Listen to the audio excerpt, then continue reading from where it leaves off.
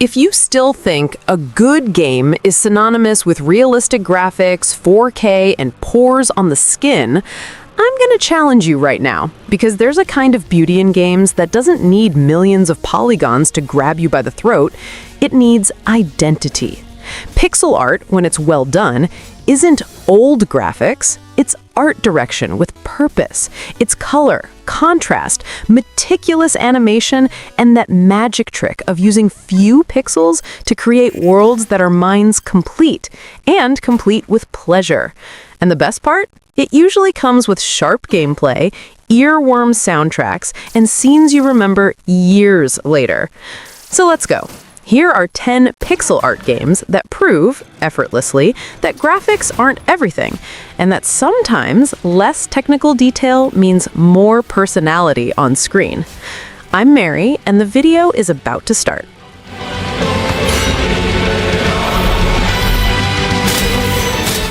Terminator 2D No Fate is one of those games that remind you straight up that graphics aren't synonymous with impact, because it fully embraces pixel art and still manages to feel huge, expressive, and full of presence. And the coolest part is that it's not filter pixel art. The team openly talks about fully hand-drawn art and animations as a choice of identity, not a disguised limitation. What really won me over is how this look matches the arcade action proposal. The idea is to throw you into a fast rhythm, into jump into the stage and solve it, with that arcade energy. And yes, it embraces what everyone wants from a Terminator game, playing as central characters like the T-800, Sarah Connor, and John Connor in missions inspired by the film. In gameplay, you can feel the team wants you constantly making decisions under pressure. Not just shoot and move, but choosing how to handle threat, space, and time.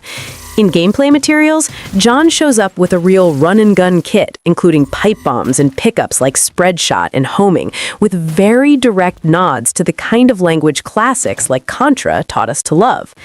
And here's another point I adore. It doesn't limit itself to stiffly retelling the movie, because the official description itself talks about mixing iconic scenes with original settings and multiple endings.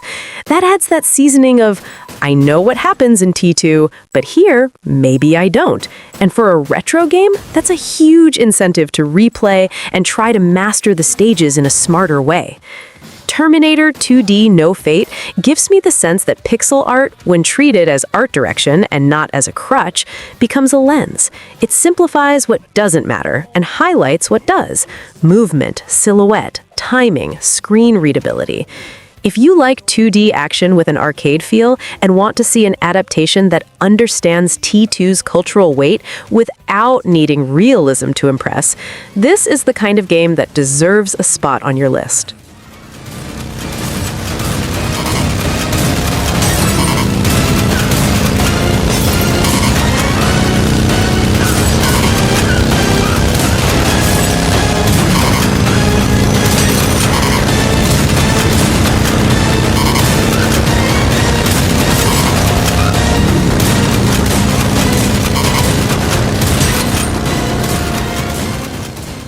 Katana Zero is one of those games that within the first few minutes grabs you by the neck and doesn't let go.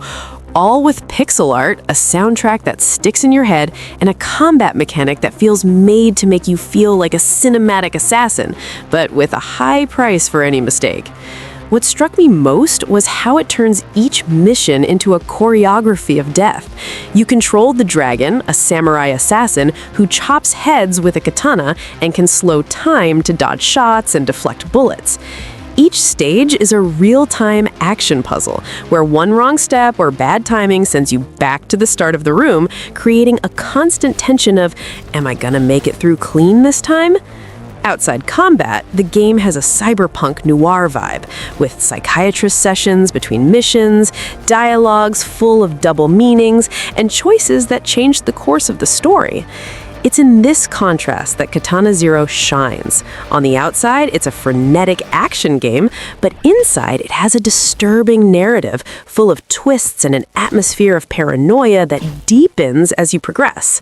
Visually, it proves pixel art can be extremely cinematic. The shadows, neon effects, lighting, and art direction create a dystopian city that feels pulled from a 90s cyberpunk VHS. And the soundtrack, with that heavy synthwave, kicks in at the right moments and makes you feel like you're inside an action movie, headphones and all.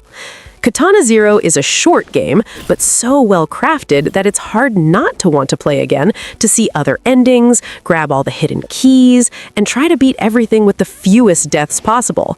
It's a perfect example of how an indie can use pixel art not as a limitation, but as a powerful visual language to tell a violent, stylish story that truly leaves a mark.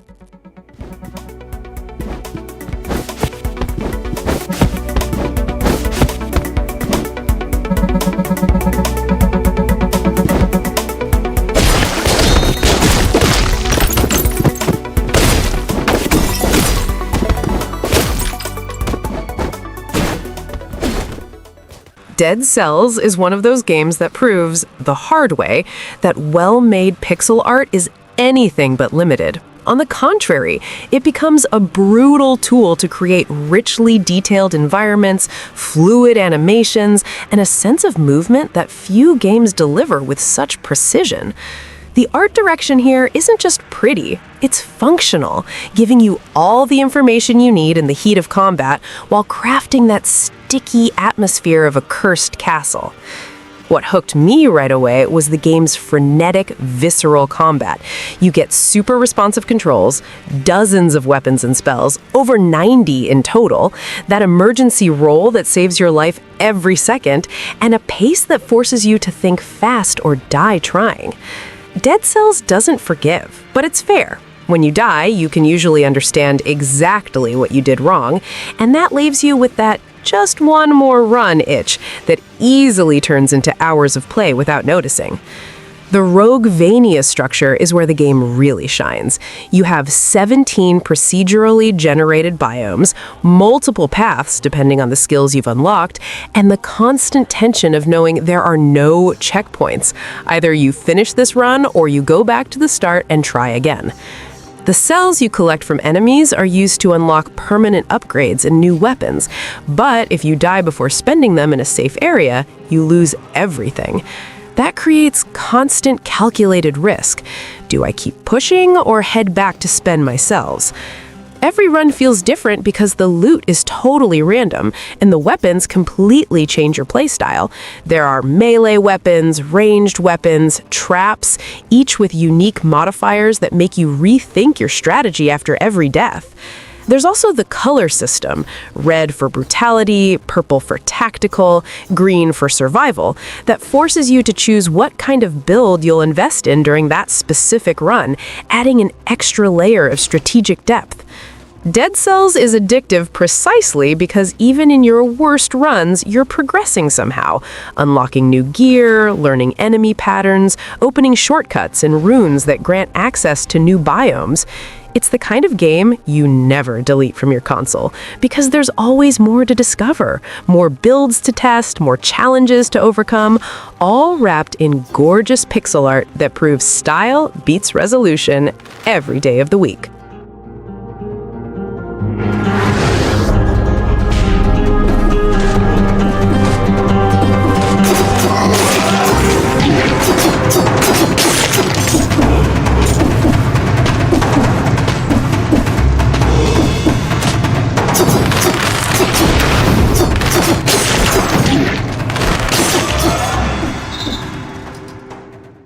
Shovel Knight Treasure Trove is, to me, a love letter to 8-bit platformers, but with such a well-applied modern touch that it's easy to understand why it became a reference when it comes to pixel art with personality.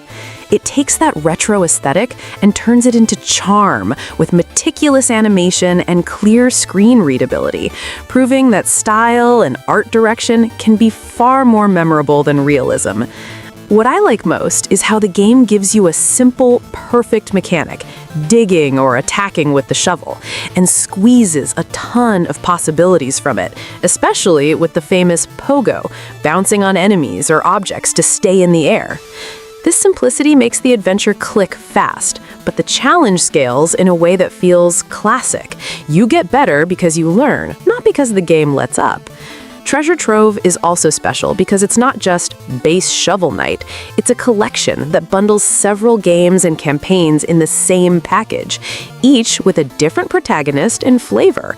That creates a rare sense of abundance. Just when you think you've seen everything, another campaign starts and changes the pace, the movement, even the way you think about levels. And then there's the heart of the thing. The bosses and characters.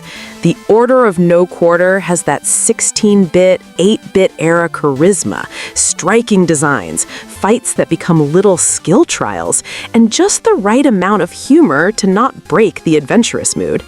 It's the kind of game that makes you remember specific stages just by the identity of the place and the boss, and that's all thanks to direction, not graphical horsepower. Shovel Knight Treasure Trove is one of those titles I always cite when someone says pixel art is simple stuff. It shows you can be elegant, addictive, and unforgettable without relying on cutting-edge tech.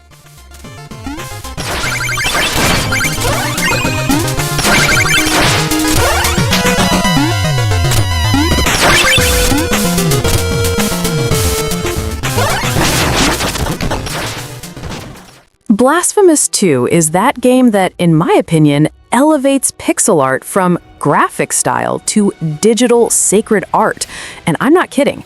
It blends art direction inspired by Spanish religious iconography with a visceral brutality that literally leaves you mouth opened.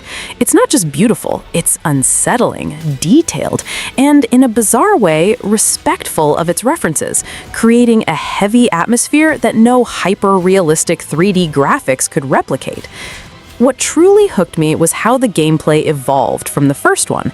Here, the penitent, you, isn't stuck with just one sword. You have 3 distinct weapons, a heavy censer, 2 agile blades, and a balanced sword, and each one drastically changes how you explore and fight. It's almost as if the game invites you to express yourself through violence. Do you prefer smashing skulls with brute force or dancing around enemies with perfect parries? The choice is yours, and the game respects that. Another thing that fascinates me is the map. It's a Metroidvania in the purest sense, but without that feeling of a generic maze. Each area tells a visual story. Inverted cathedrals, swamps of melted wax, suspended cities.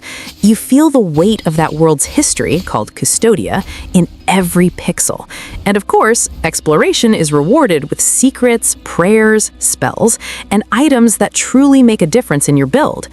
And the bosses? The bosses are a show in themselves. They aren't just hard, they're memorable, with attack patterns that feel like a deadly choreography. Beating a boss in Blasphemous II isn't just clearing a stage. It's overcoming a challenge that required you to learn, adapt, and execute with precision. That sweaty hands on the controller feeling we love so much.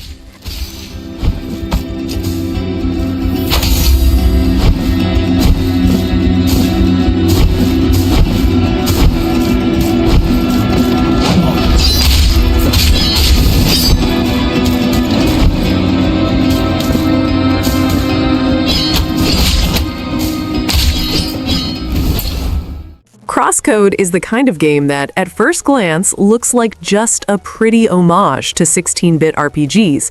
But don't be fooled, it's a beast disguised as an indie game. The pixel art here isn't just aesthetic, it's an immersion tool that builds one of the liveliest worlds I've ever seen. The game takes place inside a futuristic MMO called Crossworlds, and the way it simulates that online experience with other players running across the map, chat conversations, and guilds is so convincing that sometimes you forget you're playing alone. It's brilliant meta-narrative that uses retro visuals to create a believable, multi-layered sci-fi universe. Combat is where things get serious, in the best way. It mixes the fast action of a hack and slash with the precision of a twin stick shooter, all tied together by an elemental system. Fire, ice, shock, and wave you swap between in real time. It's not just about hitting. You need to break enemy guards, dodge with perfect timing, and use the right abilities, combat arts, to exploit weaknesses.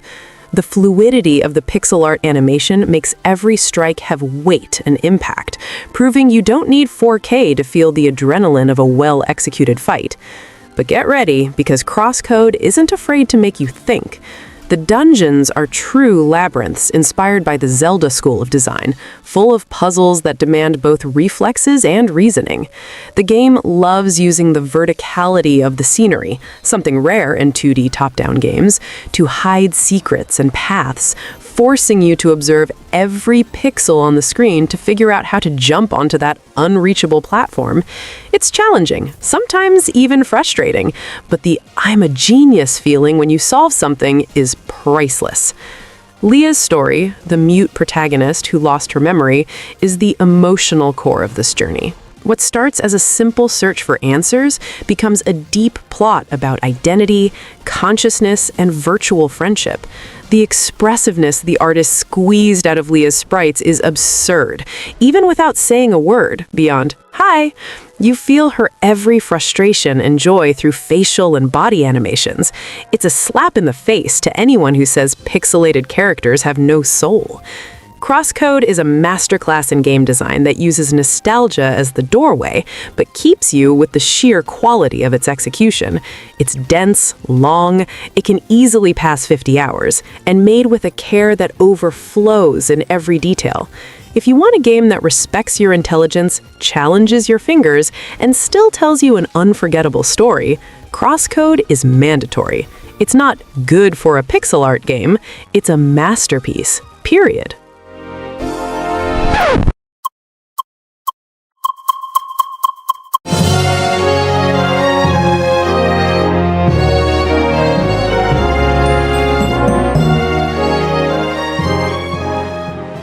Moonlighter is one of those games that right away reels you in with curiosity. A hero who's also a shopkeeper, who spends the night fighting in dungeons and the whole day negotiating prices with villagers.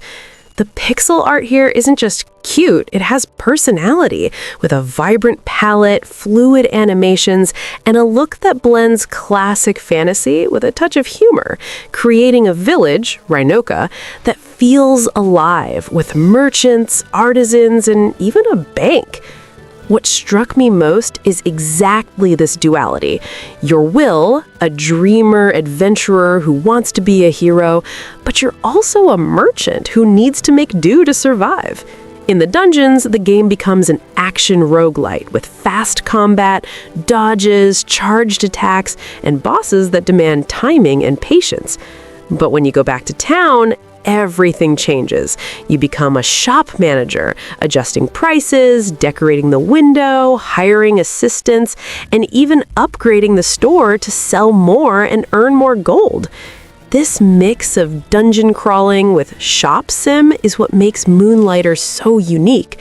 You don't just fight for valuable items, you also need to understand the market, what's worth more, what the villagers buy, when to lower prices to sell fast, and when to hold to profit more. That creates a tasty tension. You enter the dungeon knowing your backpack has limited space, so you need to choose between taking more weapons, more resources, or the most expensive items. And of course, if you die, you lose everything that isn't stored in the safe inventory. The dungeons themselves are well made, with 4 different dimensions: forest, desert, ice, fire, each with its own enemies, bosses, and traps. The map is procedurally generated, so every entry is a new experience, but the game still maintains a sense of progression. You unlock new weapons, armor, and town upgrades, giving you a sense of growth even when the dungeon changes. Moonlighter proves that pixel art can be much more than just cute nostalgia. It can carry a strong identity, a striking atmosphere, and gameplay that mixes action, strategy, and even a bit of economics. It's a game that hooks you not with hyper-realistic graphics, but with a smart, well-executed, charming proposal. And honestly, it's one of the few that made me feel proud to be a shopkeeper by day, hero by night.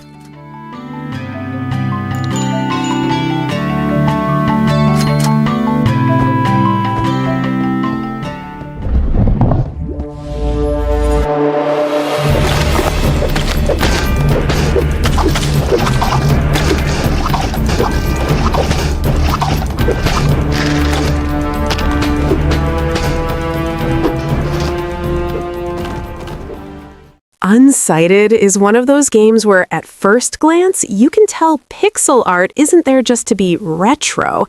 It serves to give identity to a broken, melancholic cyberpunk world full of details and atmosphere. To me, it's the kind of aesthetic that doesn't try to impress you with realism, but with personality. And that gets even stronger when the game starts squeezing you psychologically with what it does with time. The premise is simple and powerful.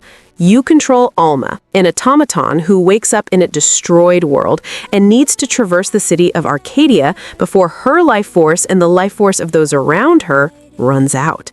And this race against time isn't just story dressing, it's a mechanic that changes how you explore and make decisions, because every detour has an emotional and practical cost. In combat, the game gives me that delicious feeling that you can play beautifully, but only if you respect its rhythm. It lets you create very different fighting styles, combining weapons in various ways, like dual swords, or even more unexpected combos, like shuriken and shotgun. And it also demands precision with parries and timing to survive. It's action with nerve, but with a layer of conscious control, not just button mashing. As a top-down Metroidvania, Unsighted also surprises by not being flat. There's care in using exploration, traversal, and even technical aspects like a touch of physics or verticality that lets you jump to add a different flavor to the genre. And the progression structure with chips to enhance Alma heavily encourages experimenting with builds, which gives each player their own signature gameplay.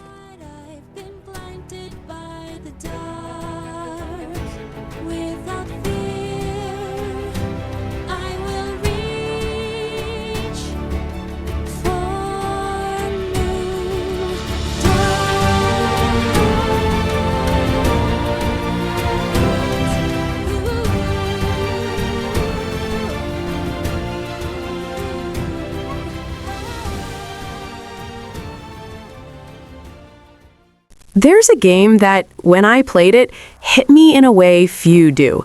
Narita Boy. It's not just another pixel art Metroidvania. It's not just, oh, how cute, it looks like the 80s.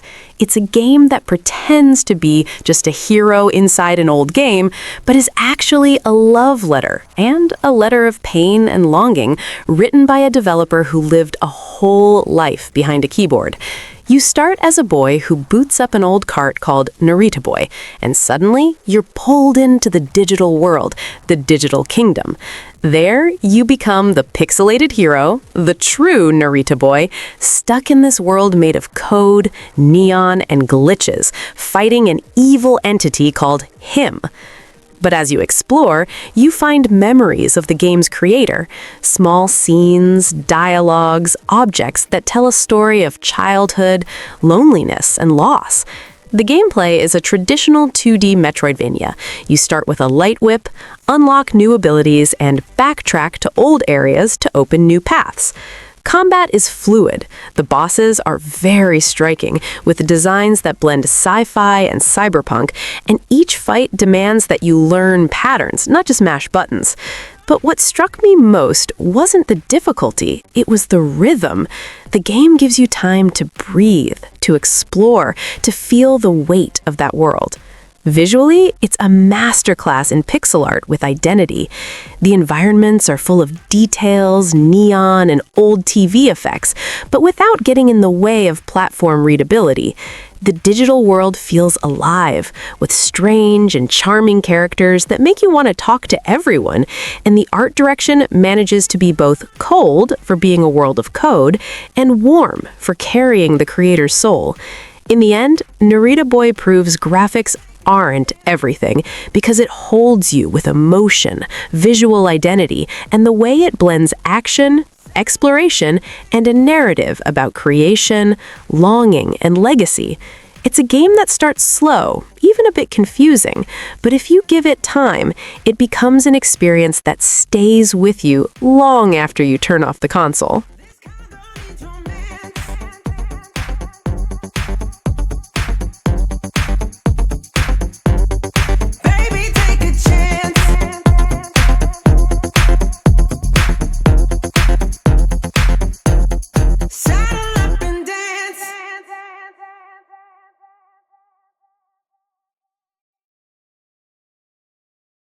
Children of Morta, to me, is one of those games that remind you graphics aren't about resolution.